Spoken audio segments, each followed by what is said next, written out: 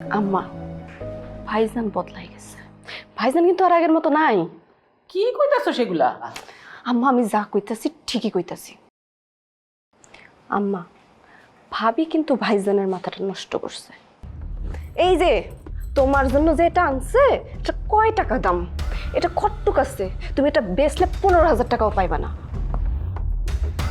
একটুক জিনিসই না খুব দেখাইতেছে। মায়ের প্রতি কত দরদ। আহারে, আমরা মনে হয় কিচ্ছু বুঝি না।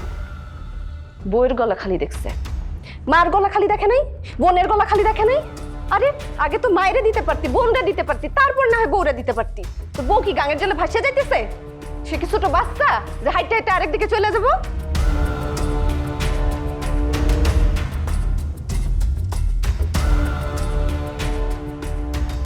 আম্মা, আমি তোমারে এখনো সাবধান করতেছি, তুমি ভাইজান আর ভাবিরা কিন্তু টাইট দাও, তা না হইলে কয়দিন পরে ঘর দিয়ে বাইরে হয়ে যাওয়া লাগবে।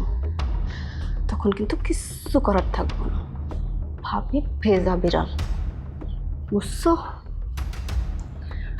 আর মামা যা কইছে তা তো খারাপ কিছু কয়নি, সে তো ঠিকই কইছে।